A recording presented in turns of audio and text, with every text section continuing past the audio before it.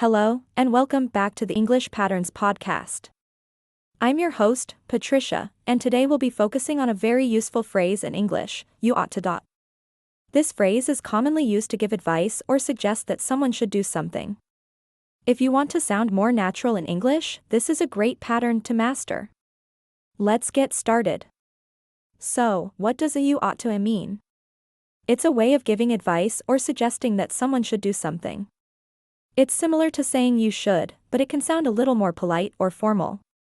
It's a great way to encourage someone or tell them what's the right thing to do.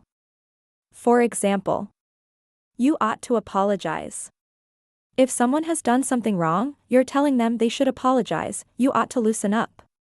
If someone is stressed or tense, you're suggesting they relax and not take things so seriously. Let's go through some more examples to understand how to use you ought to in different situations. 1. You ought to call it a night. If someone has been working late or partying too long, you might say this to suggest they go home and get some rest. 2. You ought to go home and get some rest. After a long day or a tiring event, you can suggest that someone should take a break and relax.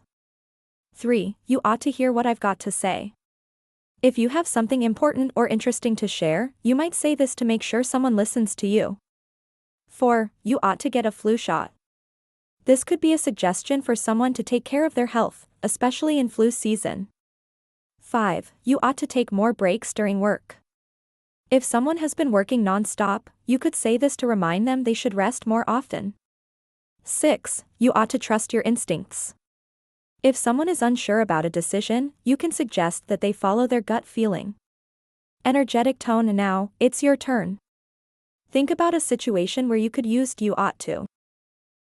What advice would you give to a friend or family member using this pattern? Leave your example in the comments below, and I'll check them out. Also, don't forget to like, subscribe, and hit the notification bell to stay updated with more awesome lessons every week. That's it for today's podcast. I hope you now feel more confident using you ought to in your conversations.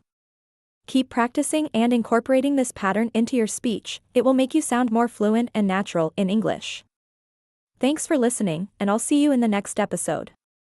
Stay curious, keep learning, and keep improving your English.